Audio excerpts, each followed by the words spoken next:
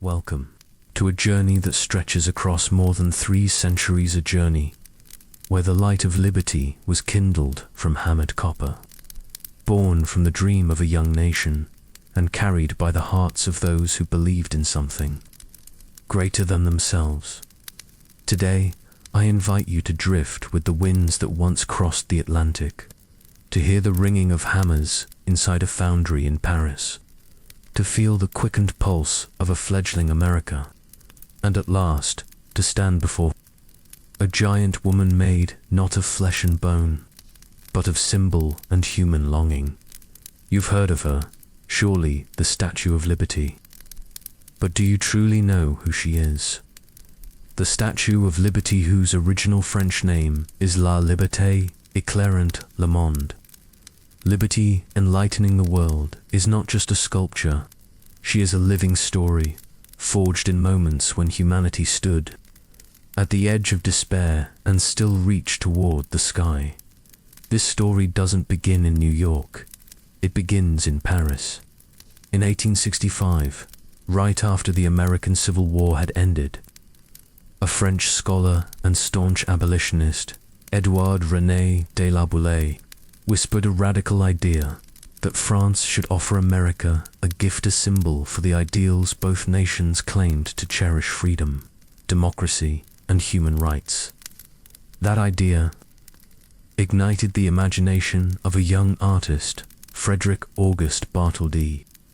From that spark, he sketched the form of a woman raising a torch, not just for America, but for the entire world. But the path from vision to reality was far longer than anyone expected. It passed through sleepless nights in a Paris foundry, financial collapses that nearly crushed the dream, political tensions, and ocean crossings in which 214 crates of statue parts were carried across vast waters. Beneath her copper skin are secrets few ever learn. A broken shackle lies beneath her, feet rarely noticed. Her face was modeled after the sculptor's own mother, and there were years when she stood forgotten before becoming one of the most beloved symbols on earth. So what is it that turns a statue into a legend? Why is it that, when we look up at her, we think not just of history, but of hope? Lie back, breathe gently. Let me tell you the full story, one that has never been told quite like this, of the Statue of Liberty, of a woman who has crossed time, war, and memory, to stand, still and silent, in the middle of the world. And if this journey moves something in you, please consider subscribing, sharing, or leaving a comment below. Every kind word helps keep this story alive and gives us the strength to keep telling more, for you and for everyone still searching for meaning in the quiet shadows of history. The light is ready. Let's begin. Long before a torch was raised, before copper turned green in the ocean air, and long before the name Statue of Liberty was etched into the hearts of millions, it all began with an idea. Not an idea for a statue, but an idea for liberty. In 1776, on the distant shores of a young colony ruled by the British Empire, 13 American colonies declared something no one had dared say aloud before. They wished to break free from the monarchy. They wanted to govern themselves. They wanted to be born free. On July 4th, in a modest meeting room in Philadelphia, the United States Declaration of Independence was signed. Its opening words echoed like thunder across the old world. We hold these truths to be self-evident, that all men are created equal, that they are endowed by their Creator with certain unalienable rights. Among these are life, liberty, and the pursuit of happiness. In that moment, liberty stopped being an abstract notion. It became a living ideal, fragile, bold, and brimming with hope. But the echo of that idea didn't stop at America's new borders. Across the Atlantic, In France, a country reeling from its own revolutions and political upheaval, a generation of intellectuals looked to America with admiration and cautious optimism. Among them was Édouard René de La Boulaye, a distinguished French scholar, legal expert, and passionate advocate for democracy. Born in Paris in 1811, La Boulaye had lived through a France torn between monarchy and republic, tradition and change. He was not a man of violence or fiery rebellion. La Boulaye believed in the quiet strength of ideas, the rule of law, and the moral progress of society. For him, liberty wasn't just a political concept, it was a moral imperative. He believed freedom came not from war alone, but from education, from thought, and from the collective awakening of conscience. In the 1860s, La Boulaye followed the course of the American Civil War with great interest. To him, this wasn't just a domestic struggle, it was a battle for the soul of a nation. The war pitted the industrial North, with its growing ideals of equality, against the agricultural South, which clung to slavery and the past. When the war ended in 1865, with the North's victory and the abolition of slavery, La Boulaye felt that something remarkable had just happened. A seed planted in 1776 had finally begun to bloom. In a quiet gathering of scholars in Versailles that same year, La Boulaye made a simple, powerful suggestion. If France were ever to give America a gift, it should be a monument to liberty itself. He didn't speak of size or shape. He spoke of meaning. That's when La Boulaye turned to a young artist, a sculptor whose eyes burned with creative ambition, Frederick August Bartholdi. Bartholdi was more than a sculptor. He was a storyteller in stone. In his early 30s, he had already begun dreaming of monumental workpieces that would rise above the ordinary and speak to civilizations, not just individuals. When La Boulaye shared his vision of a gift from France to the United States, Bartholdi didn't just listen, he saw it. In his mind, he began to shape a towering figure of a woman in flowing robes, her arm lifted high to hold a torch. A light not for one country, but for all the world to see. Bartholdi had once visited Egypt.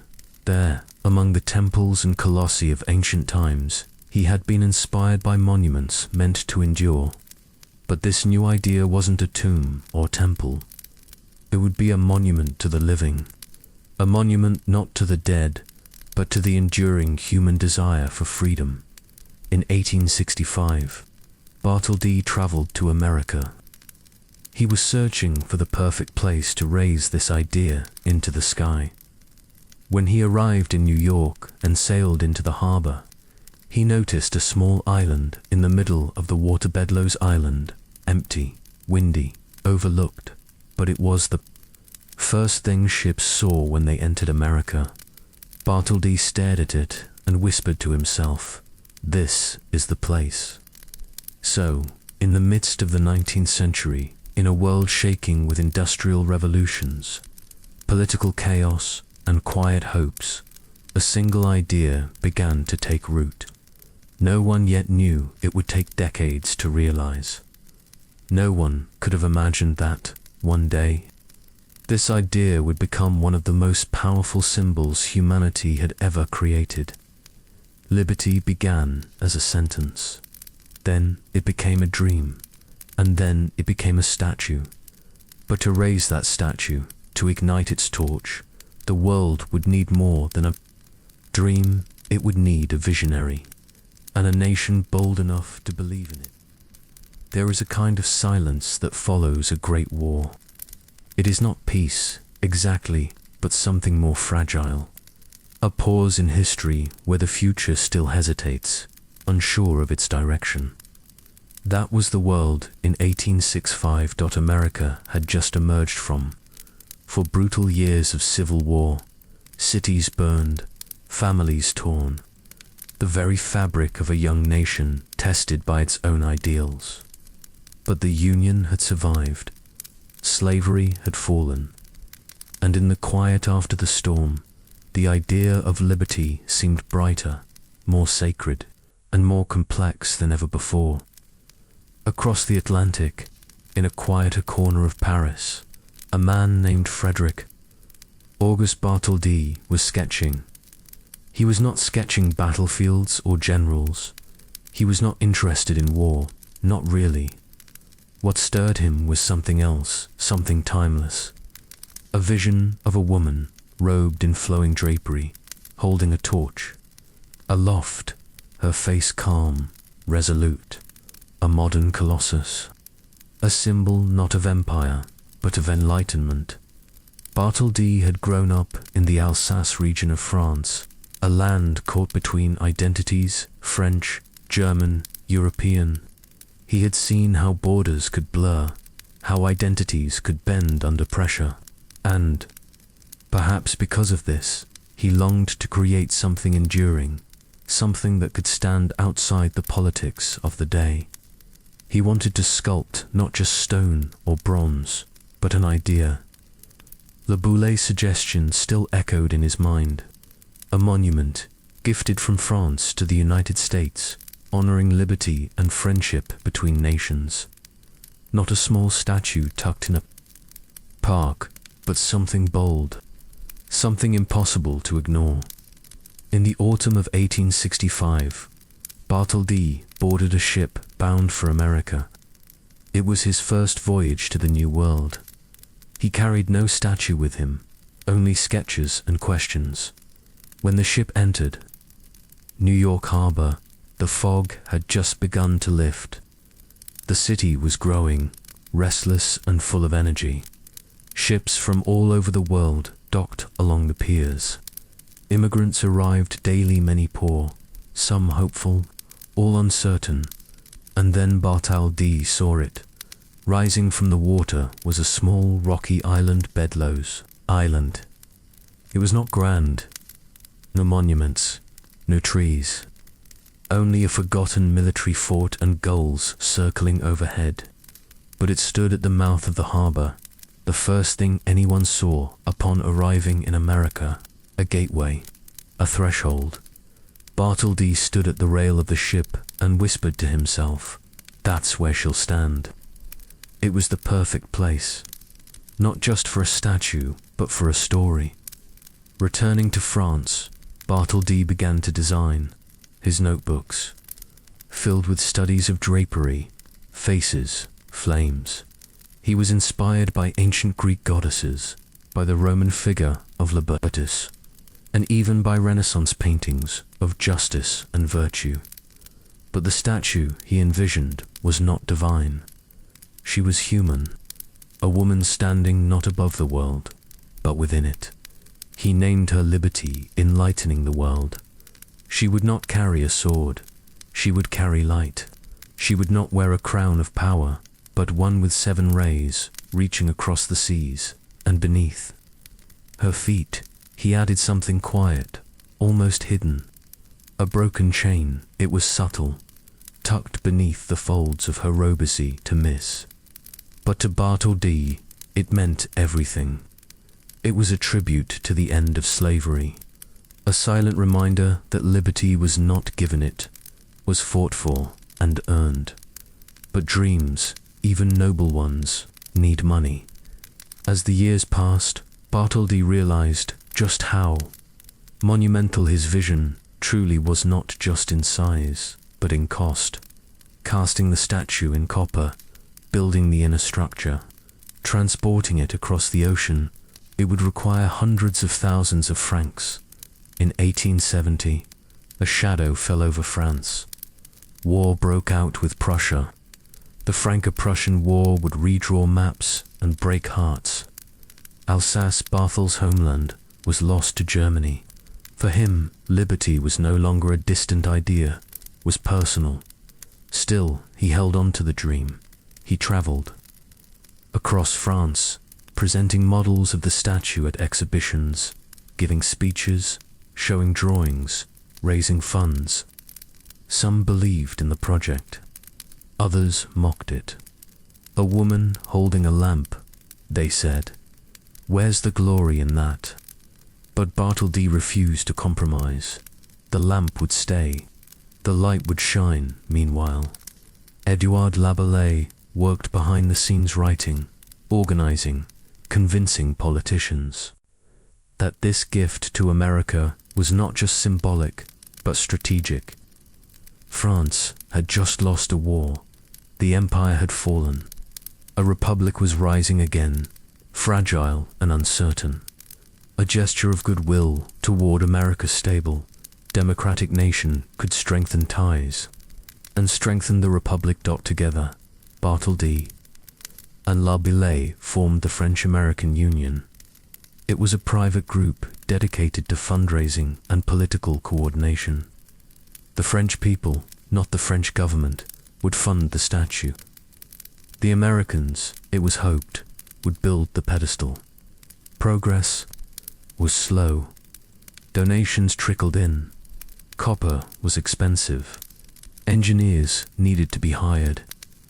And as the years wore on, Bartholdi began to feel the weight of his dream. But every time he looked at her, at the figure he had modeled with such care, he remembered why he began. This wasn't just a statue.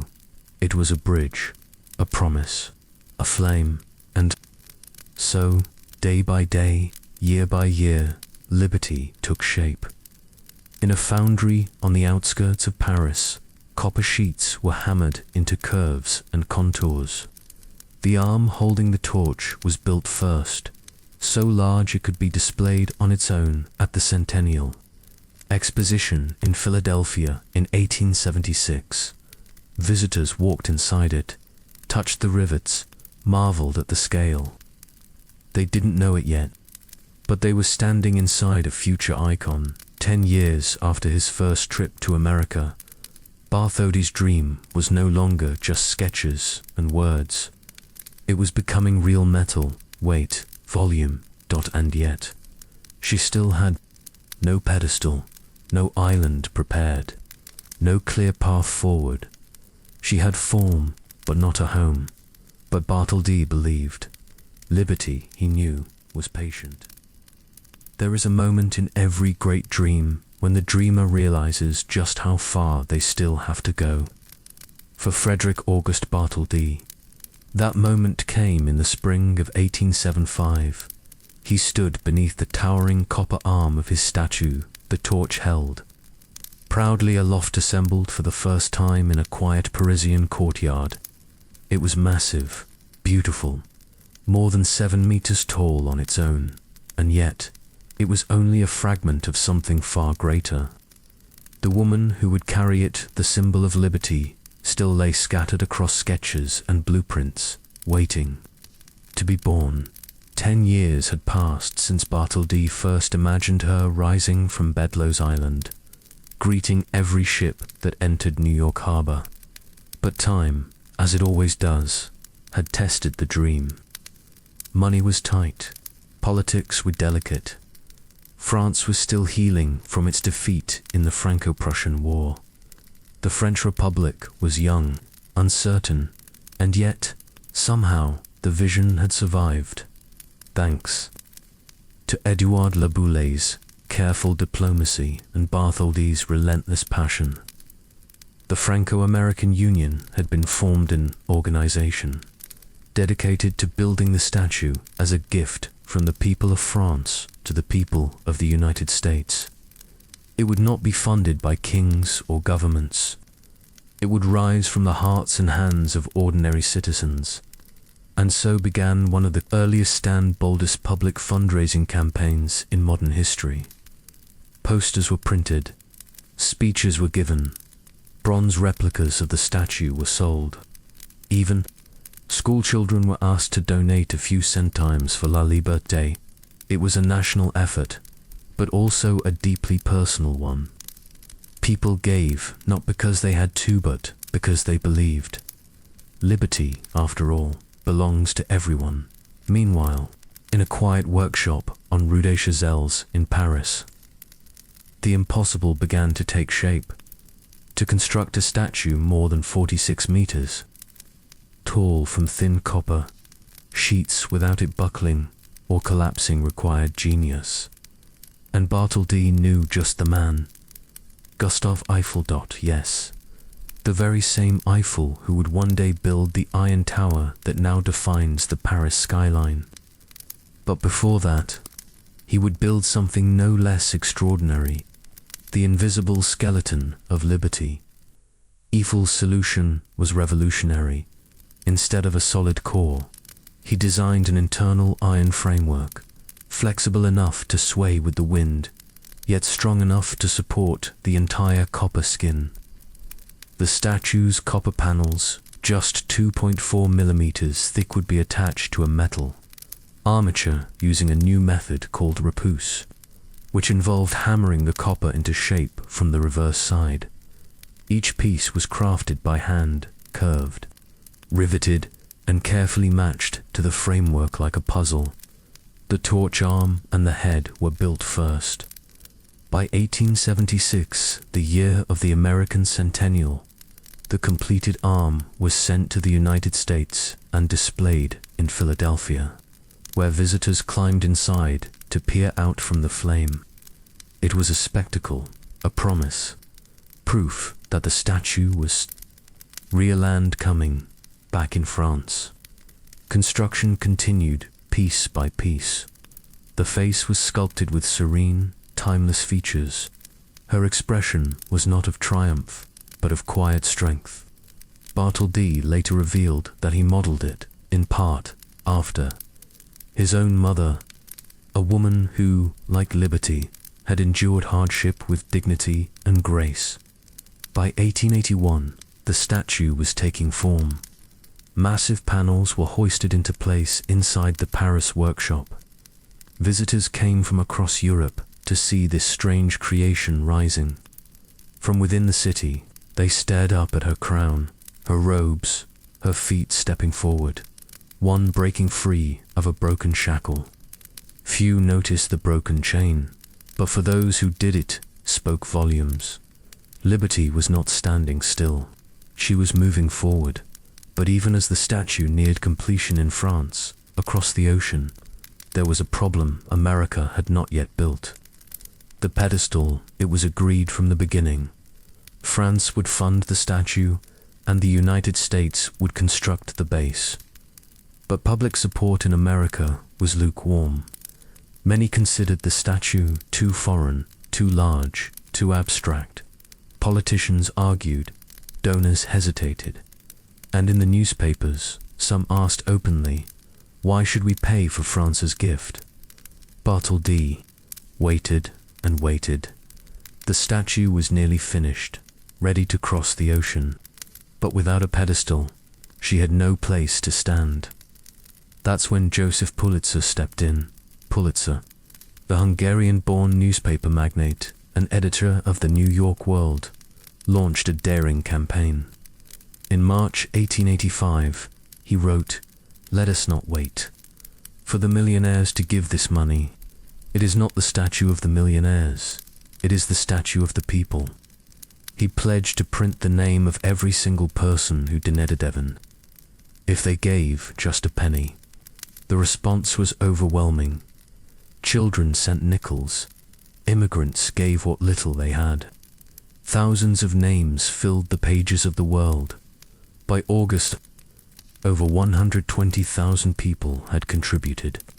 The pedestal was saved not by the rich, but by ordinary Americans who believed in what the statue represented. Meanwhile, across the Atlantic, in July 1885, the Statue of Liberty was dismantled and carefully packed into 214 wooden crates. She was now divided into 350 individual pieces, each labeled, catalogued, and loaded aboard the French Navy ship Issa. The voyage across the Atlantic was slow and uncertain. Storms battered the ship, waves slammed the deck, but the cargo was sacred. And when the Issa arrived in New York Harbor on June 17, 1885, it was greeted with cheers, music, and cannon fire. The people of New York, many of whom had once doubted her, now welcomed her as a marvel. Assembly on Bedloe's Island began immediately. Workers raced against time, hoisting each copper sheet, aligning the internal framework, and riveting the pieces together. The process took months. Through rain and heat, through setbacks and surprises, Liberty slowly rose. And then, on October 28, 1886, she stood tall, silent, radiant. President Grover Cleveland led the dedication ceremony, calling her the embodiment of liberty, enlightening the world. Ships gathered in the harbor, fireworks burst in the sky, crowds cheered. Bartholdi, standing quietly nearby, did not speak, but in his heart he knew the dream was real. It had taken more than 20 years. It had crossed oceans, outlasted wars, and defied doubt. And now she stood, not just as a gift from France to America, but as a symbol of something far greater, of hope, of unity, of freedom. She arrived in pieces, crates of copper and iron heavy, awkward, weather-stained from salt and time-crammed into every corner of the French Navy ship Issa. 214 wooden boxes, 350 separate components, a puzzle the size of a cathedral. But inside those crates lay a dream, not just Bartholdi's dream, not just France's gift, something older, larger, and far more delicate. Liberty, the journey across the Atlantic in the summer of 1885, was no quiet crossing. The Issa battled storms almost as soon as it left the port of Rouen. Winds tore at the sails, rain soaked the decks. At one point, the ship tilted so sharply in open water that sailors feared it might never right itself. The precious cargo creaked and groaned in the hold, each box chained down and checked daily. And yet, through every crash of wave and burst of thunder, the crates held firm. After nearly a month at sea, the Issa entered New York Harbor under gray skies. On June 17, 1885, she was greeted not by silence, but by celebration. Bells rang across Manhattan. Boats filled the harbor, honking horns and waving flags. A crowd gathered at Battery Park, squinting through the mist to glimpse the ship that carried the giant woman they had heard so much about. She was still invisible, hidden within the wooden bones of her journey, but her presence was already being felt. The statue had not yet risen, and yet she was already standing. Bartholdi was not aboard. He remained in France, waiting for word. But his heart was in every bolt, every panel, every fold of copper now resting on American soil. And now came the hard part. Bedloe's Island's Mall, rocky and surrounded by unpredictable tides, became a hive of motion. The crates were offloaded and arranged in rows like strange sarcophagi. Each was labeled meticulously, matching the blueprint numbers, like parts of a mechanical soul. At the center of the island stood a partially completed pedestal, thanks to Joseph Pulitzer's fiery editorial campaign. The final funds had been raised just in time. But the base was still a construction site, its granite blocks scattered, its foundation exposed to sun and rain. The pedestal itself was not a simple platform. It was a miniature fortress designed in a star-shaped footprint, echoing the military roots of the island and the ancient fort that once guarded New York. Inside, a winding staircase would eventually lead visitors up into the statue's core, into her very ribs, her heart, and piece by piece, the goddess began to rise. It started with her sandals' massive feet stepping forward, one crushing a broken shackle that lay partly hidden beneath her robes. Workers hauled iron beams into place, bolting them to Eiffel's central support system with industrial precision. Above the base, Liberty's robes fluttered in copper, sheet-shaped and curved by repousse, then riveted into form. Her left hand, holding the great tablet inscribed with July 4, MDCLSV July 4th, 1776, was assembled next. Massive cranes, operated by teams of sweating men, groaned and jerked with every lift. There was no automation, no electric tools, just pulleys, muscle and determination. Inside the statue, iron staircases spiraled upward. Engineers climbed like insects through a rising metal skeleton, adjusting supports, hammering joints, checking the weight. At last came the face. Liberty's expression was calm, stern, almost maternal. Her eyes looked beyond the harbour knot, the city, not at the people, but outward, as if seeing something distant, something still to come. Bartholdi had modelled her with quiet power, not the wrath of a warrior, nor the aloofness of a queen. She was not conquering. She was witnessing, offering, beckoning.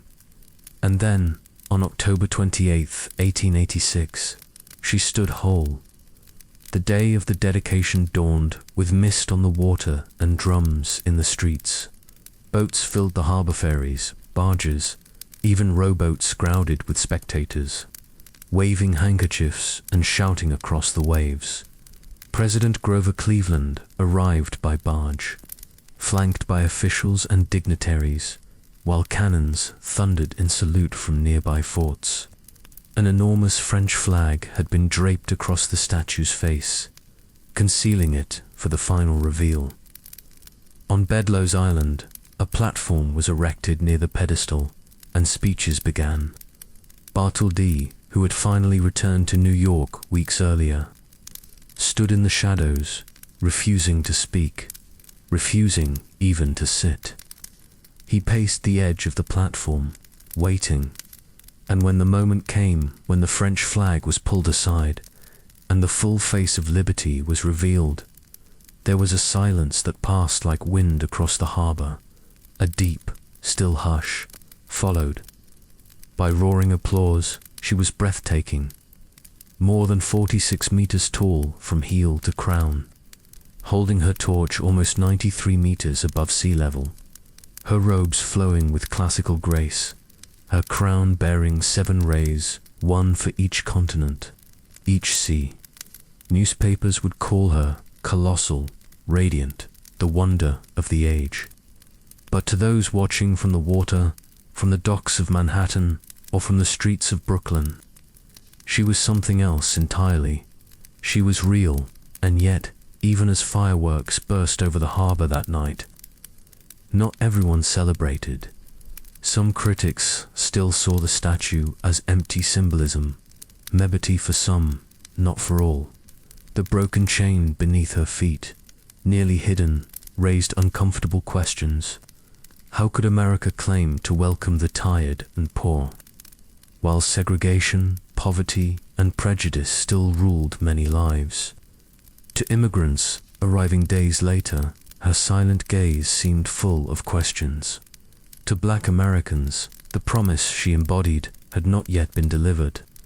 2 women denied the vote. Her raised torch felt distant. But perhaps that was the power of liberty. She did not speak. She did not declare. She waited. She stood, not as a finished story, but as an unfinished invitation.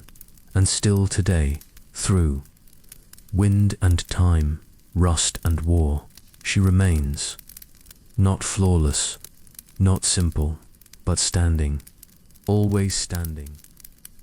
When the fireworks faded over New York Harbor on the night of October 28, 1886, the Statue of Liberty had fulfilled her first destiny. A gift, a greeting, a promise. But like all promises in history, she needed to be nurtured or risked being. Forgotten in the early years following her dedication, the statue was not yet a national icon. There were no long lines of visitors eager to climb inside her torch. No patriotic songs praised Lady Liberty by name. No official documents called her the keeper of the American dream.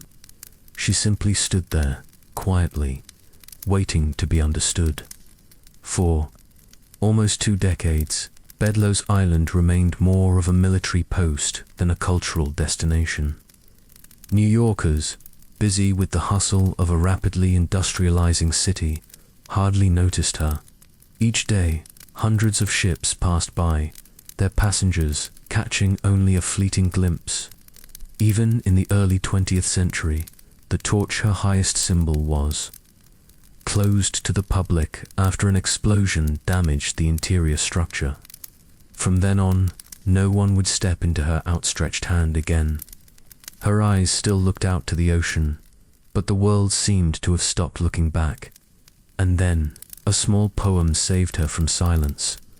In 1903, a bronze plaque was mounted inside the statue's pedestal.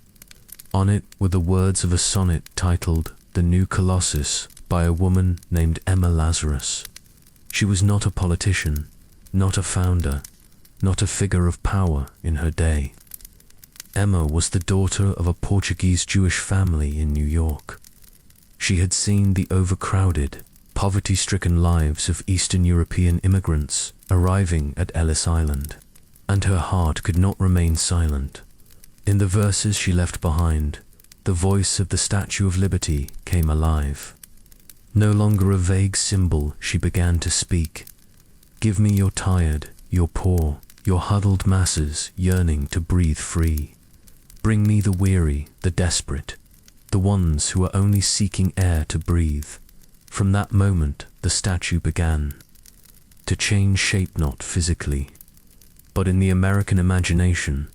As the great waves of immigrants arrived in the early 20th century, they did not see America first. They saw her. She was their first glimpse. A woman who did not speak, but stood there, holding up her light as if to say, "I see you. I welcome you." But like every living symbol, the Statue of Liberty could not escape time, war, and doubt. In the 1920s and 1930s, during the Great Depression, she was almost entirely closed to the public due to lack of maintenance. Salt winds had corroded her iron frame. Copper sheets loosened. The torch, once a beacon, grew dim in both light and meaning.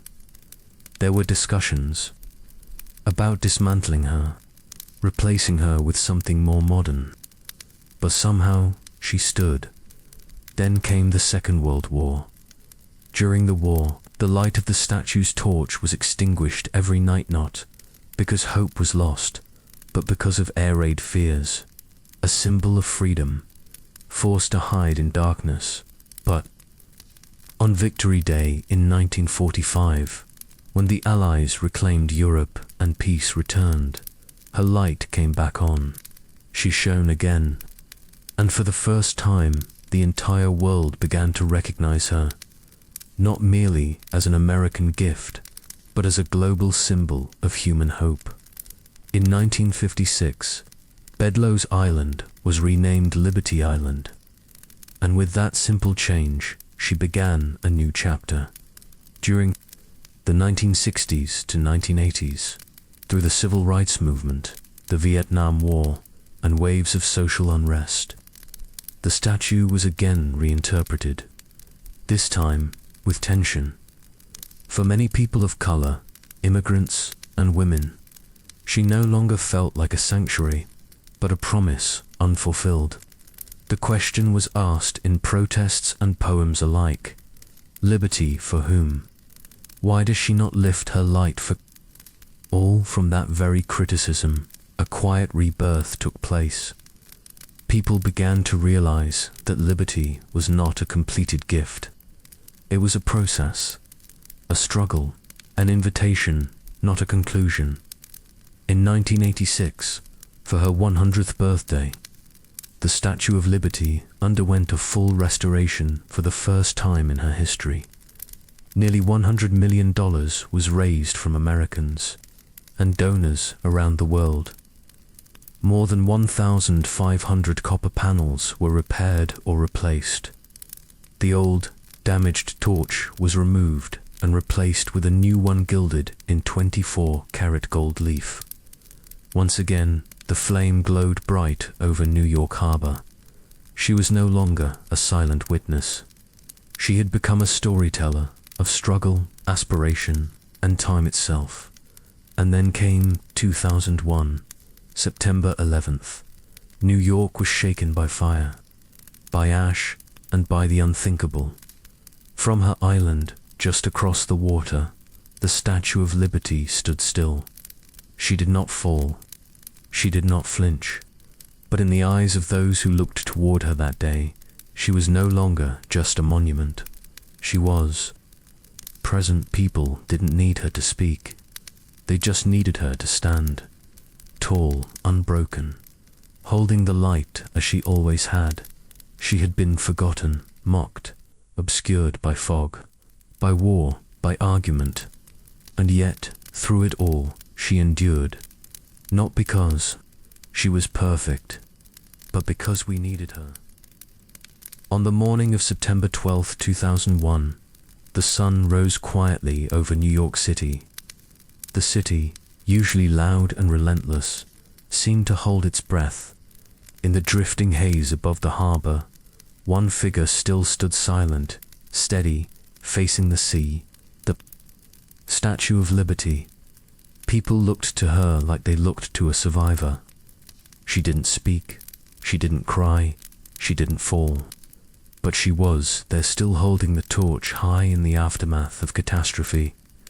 The events of September 11th changed the world, and with them, changed the meaning of the symbol the world thought it knew. In the months and years that followed the attacks, the Statue of Liberty became part of a new conversation. A conversation about safety, about identity, about freedom and its limits. Her torch, long closed to the public, was now guarded more tightly than ever. New rules made it harder to reach the statue. Visitors passed through layers of security. Entire sections of the interior were permanently restricted. And yet, amid the tension, a new question echoed. Can liberty survive in a world ruled by fear? The early decades of the 21st century passed under constant change. Wars in Afghanistan and Iraq stretched on. The global financial crisis of 2008 struck like a slow earthquake, shaking jobs, homes, and trust. The statue remained unchanged in form. But those who looked to her had changed. The American dream, once imagined as an open invitation to all, now faced new scrutiny, border controls, immigration bans, and growing debates about who truly deserved freedom. Who was American enough? And was the torch still wide enough for everyone? In 2012, Hurricane Sandy struck the eastern seaboard. Waves nearly 4 meters high crashed against Liberty Island, flooding docks, walkways, and power systems. The island was devastated. But when the water finally receded, the statue was still there, untouched. Once more, she had stood her ground. No speeches, no drama, just presence, just endurance. She had become a symbol not only of freedom, but of resilience. Then came a new wave in 2016.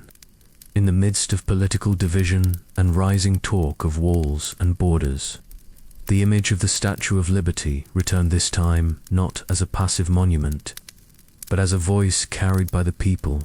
She appeared in protests across the country, printed on placards, sketched on street murals, projected onto buildings. She became a political figure not in marble, but in spirit, a symbol of inclusion, of belonging, of dreams denied. She was no longer copper alone, she was human. People hung her image in living rooms. Students printed her face on notebooks. Artists painted her with brown skin, black skin, golden skin, as if to say, liberty does not belong to one color. During the COVID-19 pandemic, when New York became an epicenter of global grief, Liberty Island closed, the ferries stopped, the laughter of tourists faded. For a while, the island stood empty, haunted by the stillness of history. And yet, even unseen, she remained as the city healed. As vaccines arrived and life began again, people looked toward her once more, not for spectacle, but for reassurance. A reminder of something deeper, that liberty is not loud, but it is patient. Today, the Statue of Liberty is more than a tourist destination. She is a mirror who we are, of who we say we are, and of who we strive to become. Inside the new Liberty Museum, beside her base, the story is no longer just about Bartholdi or Eiffel. It's also about the immigrants who saw her first, from Italy, from Haiti, from the Middle East, from Africa. One Syrian refugee boy once looked up at her and asked, "Does she know who I am?" And in the eyes of those around him, the answer was clear: yes, she knows.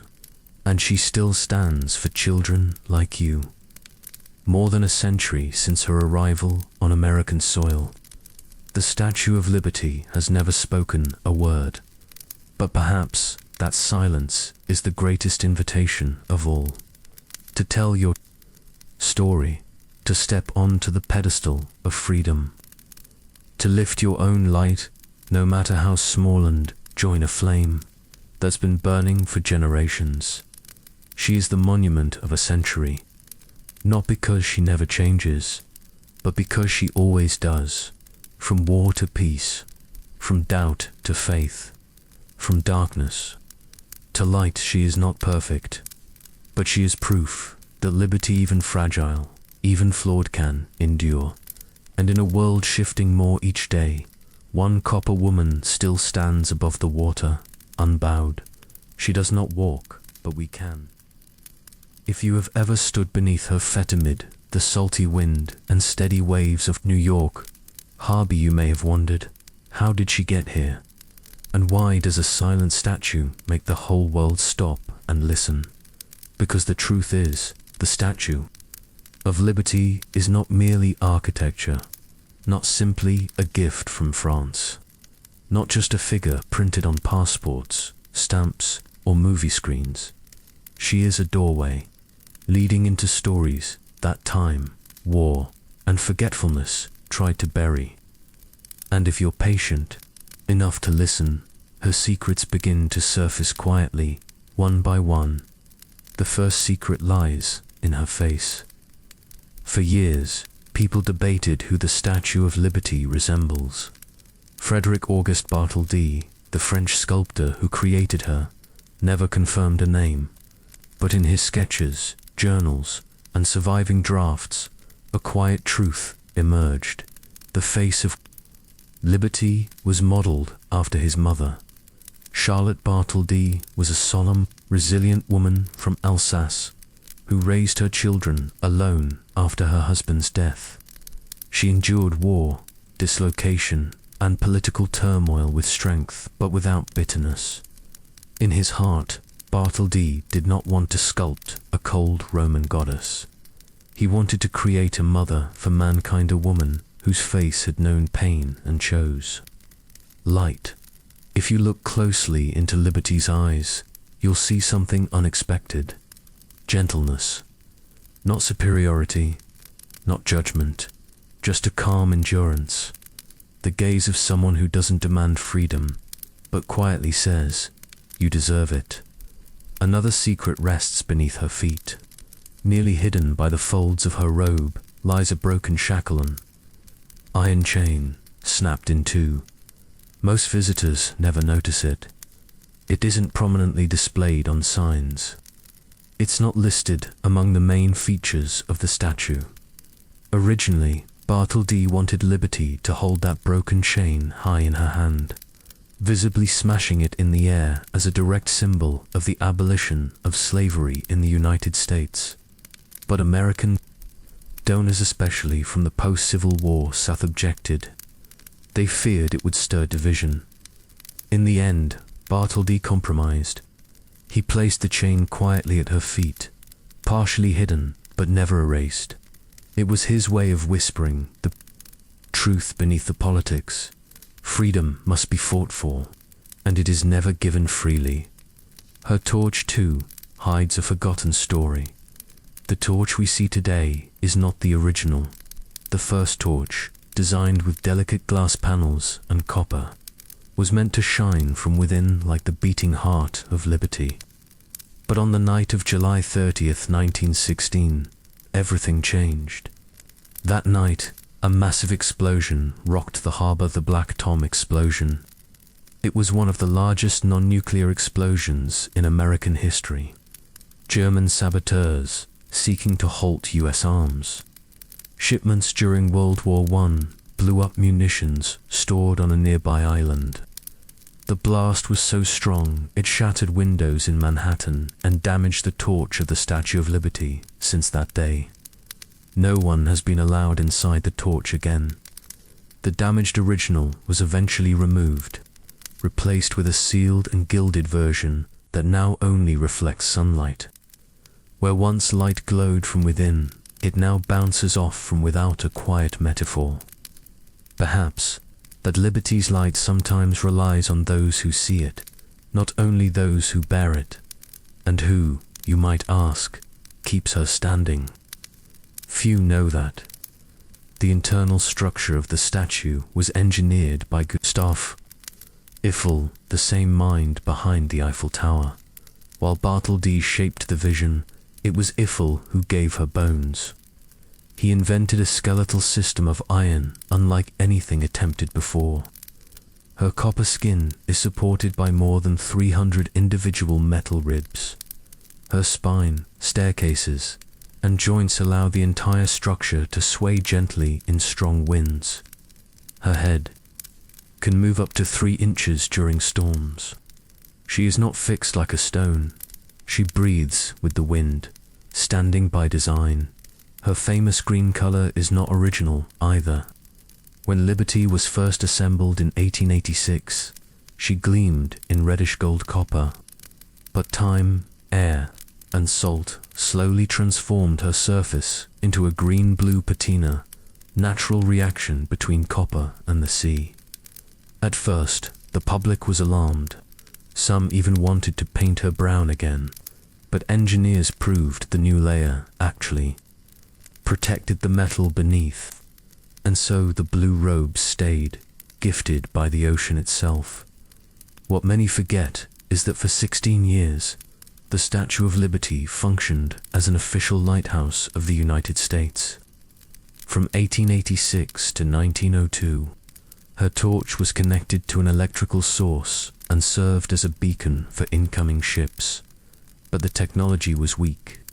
The light could not cut through fog or reach far enough. Eventually, the lighthouse role was quietly retired. A symbol with a lamp is not always a guide. And still, the greatest mystery may be this: where is she looking? Some say she faces France as a gesture of gratitude. Others believe she looks toward Europe, inviting the world. Some scholars say she faces east, toward the rising sun and the future. But if you stand before her and truly follow her gaze, you'll find something else. She is not looking at land. She is looking into the unknown. She is looking over the sea, not backward, not inward, but forward, to the fog, into what has not yet arrived. And there are more stories, tucked deeper still. Inside the torch, long before it was closed forever, there was once a secret room, a glassed-in observation deck, accessible by a tight spiral staircase, where a few lucky individuals could look out over the entire harbor. Some said the curve of the earth was visible from there on clear days. After the explosion in 1916, the space was locked. Rumors began to spread. One guard reported strange flashes of light from within the torch the night of the blast. Others claimed the metal moaned, like it was trying to speak. Today, the torch remains closed, but the room is still there, empty, sealed, forgotten. Another mystery lies in the ritual of the climb. Before the 1970s, those who made it to the crown were often asked a quiet question by the guides stationed at the top. Will you use your freedom to live honestly? There was no official oath, no camera to record the moment, but something about being up there inside her mind, behind her copper brow made people pause. Some cried, some whispered promises, and no one knows how many private vows were made in that chamber, spoken only to the silence of the statue. And then there are the night guards, those tasked with watching the island. When the last boat has gone, they have their own stories. They speak of footsteps on metal stairs when no one is inside, of the figure of a woman in black, walking slowly at the base, vanishing if approached. Some believe it's Charlotte, Bartholdi's mother, visiting, the monument shaped in her image. Others dismiss the tales, but one line, handwritten in a 1997 maintenance report, still survives. No one is ever truly alone here. Something always watches. And perhaps the final question is not a secret, but a test. If one day the statue were to disappear, if the torch were to go dark, if no more fairies came, would she'll still exist? Or would she live on, inside us? Because liberty, like memory, does not die so long as someone still believes. And so ends the 7th chapter. A chapter told, not with shouts, but with the wind, with rusted steps, with green copper and whispered truths. The statue still stands, but the real light lives in those who see her and carry her, meaning forward. Would you like me to now write a final epilogue to gently close out the full series? Something reflective and universal, perfect for the final moments of a long format YouTube documentary.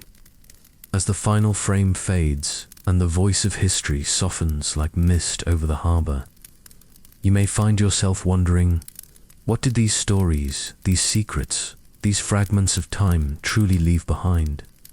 The answer isn't found in numbers or dates or the measurements of copper and stone.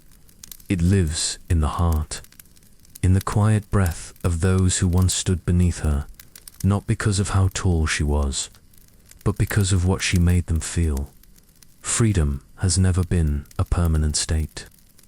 It is a journey, a search that never fully ends, a promise that each generation must learn to make again. The Statue of Liberty never claimed that everything would be fair or easy. She does not promise perfection, but she stands there not because the world is flawless, but because it is still capable of becoming better. She is proof that even in the space between war and peace, light and shadow, there can exist a symbol so clear, so human. It speaks without ever uttering a word, over more than a century. She has watched boats filled with refugees and planes full of dreams, the rise of nations and the fall of walls.